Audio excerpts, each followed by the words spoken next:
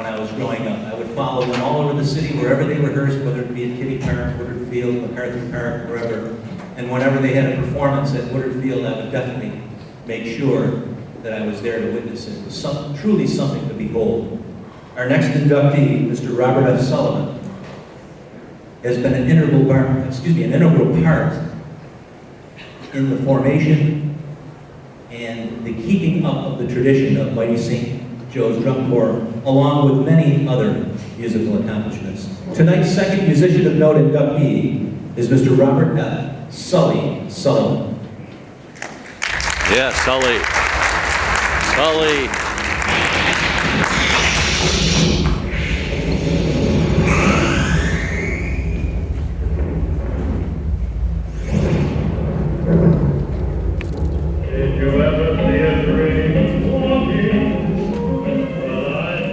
Robert F. Sullivan was born on March 5th, 1933, to Mr. and Mrs. Edward Sullivan Sr. He attended Robert Morris School and graduated from Batavia High School in 1950. He served in the U.S. Air Force from 1954 to 1957 and attended Rockport State from 1957 to 1961, where he was involved in theater, including being voted Best Actor for his role in Guys and Dolls. Bob then began a career teaching English at Leroy Central Schools. Not only did he establish himself in the classroom, but he also developed a reputation for excellence as the director of many high school musicals and as their football coach. He retired from Leroy in 1988. Bob also served his community as Leroy Village Justice for 12 years and on the Leroy Central School District Board of Education for 9 years. In addition, he was the Leroy Alaska Festival Parade Chairman for an astounding 31 years. Music was in Bob's heritage. His father, Edward Sullivan, was the first director of the original St. Joseph's Drum and Bugle Corps, founded in 1933 by Father Bernard Kelly and Bob's father. In the 1940s, as a young man, Bob played in the drum line under his father's direction. In 1957, he replaced his deceased father as the director of the St. Joe's Drum Corps. When he took over, the Corps consisted of 40 boys and girls that enjoyed marching and playing, but none could read music. When Sully, as he was affectionately known, became director, he did two things. He hired an instructor who could correct this problem and brought the best drum corps of that era to Batavia so that the kids could see what could be accomplished with hard work. In 1963, St. Joe's had grown to 80 members and was the largest drum corps in the country. That also was the year that the Corps beat a national champion for the first time. In 1967, the Corps placed fourth at the Nationals. They were beat by corps from three major cities, Chicago, Newark, New Jersey, and Boston. The Corps continued competing until 1972, when they were forced to disband due to financial problems. In 1990, former members wanted to reorganize as they still enjoyed playing together. They again asked Sully to become their leader. In the next 4 years, the Corps grew to over 200 members and performed at the Drum Corps International Championship in Buffalo at Rich Stadium. No Corps ever reached the size of St. Joe's. He continued in this role for 20 years. In 1999, Bob was named Genesee Man of the Year. He was inducted into the Drum Corps Hall of Fame in 2004 and the Section 5 Football Hall of Fame in 2016. Musician, teacher, coach, director, and mentor, Robert Sullivan, over several decades, established an unrivaled record as an instructor of hundreds of young people who not only performed wonderful music, but also served as Batavia's musical ambassadors. Bob says, "I'm very proud of the former members who have gone on to become music teachers, band directors, and professional musicians, and to this day get together to reminisce about their drum corps experience in St. Joe's Drum Corps. Many times members have also reached success in other fields of endeavor, but all these successes were gained from from the realization that the work ethic learned from being part of an organization such as St. Joe's can be applied elsewhere, not just music. Music is a genre that is timeless. Music education should be something that schools push and should be a 12-month-a-year program like other school activities.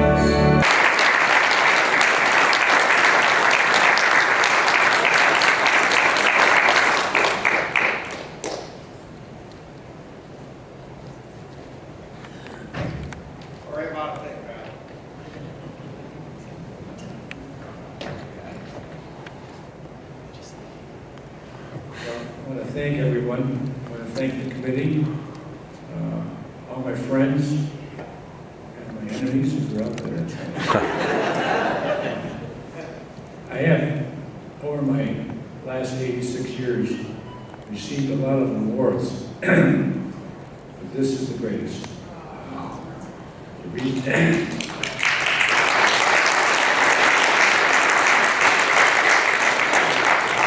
You see, I remember Mr. Owens.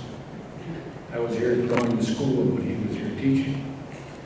And my sister, who was a fantastic singer, he said to me that I should never try out with the choristers and let her live out her glory. That's how much he thought of my musical ability. Well, I was very lucky that I had the opportunity to meet a great bunch of kids,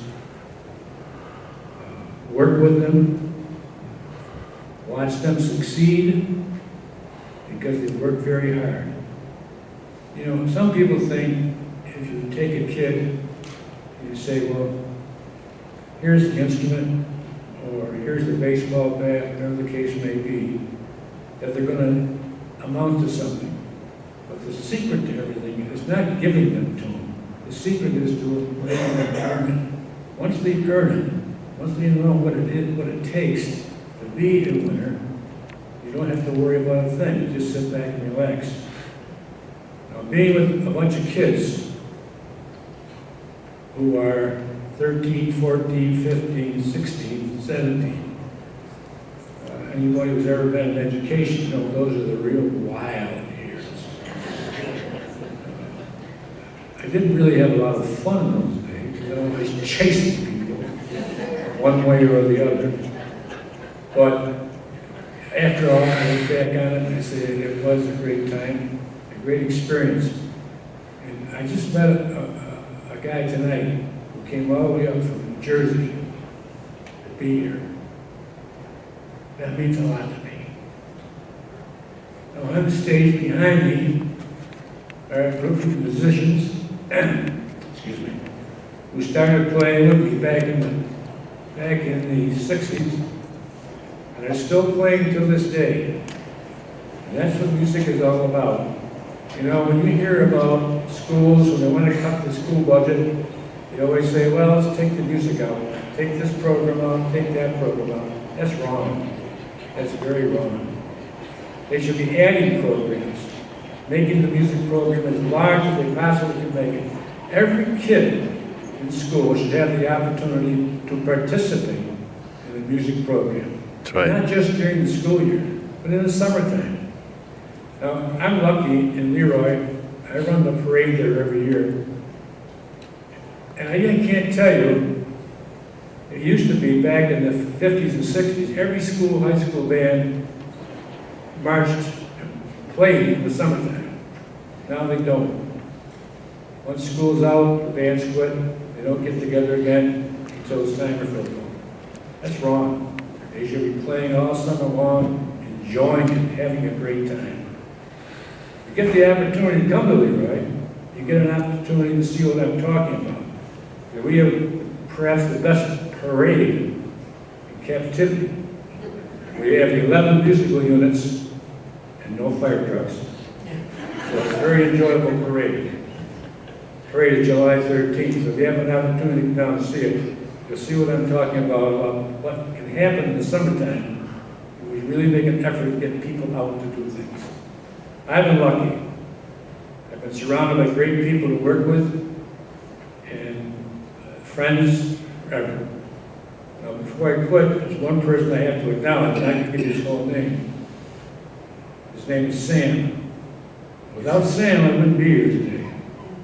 He knows the story. I'm not going to tell you the whole story. But Sam was the guy that saved me once. And he makes me pay for it every single day. Thank you very much.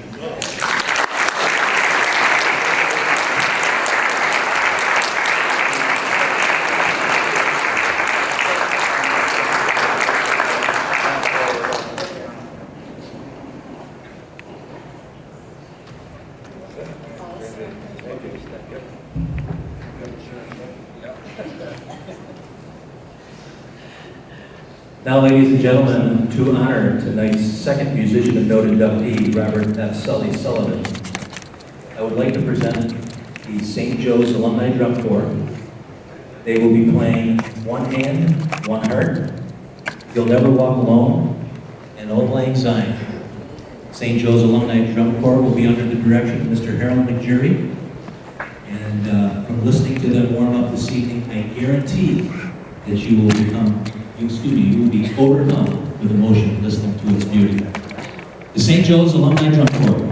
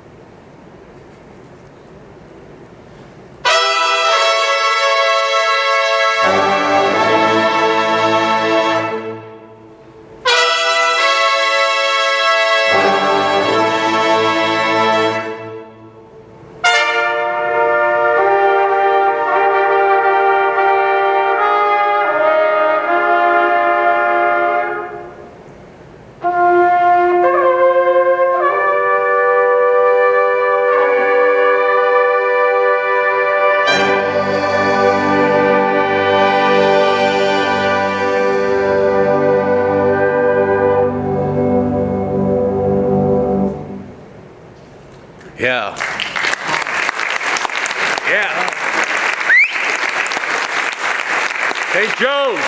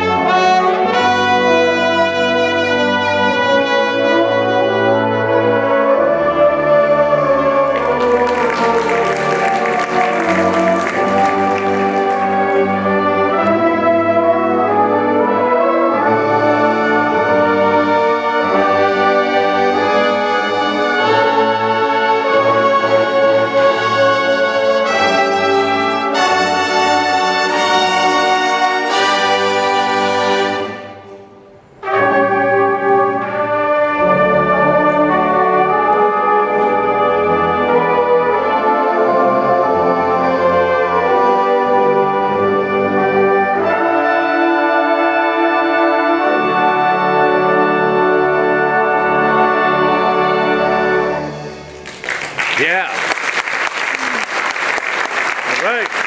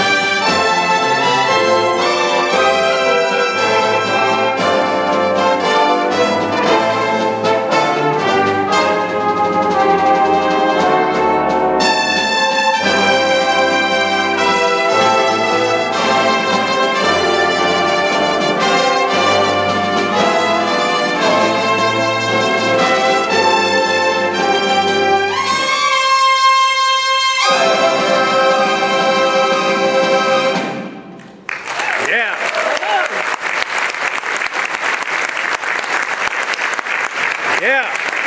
St. Joe's. Harold. Nice.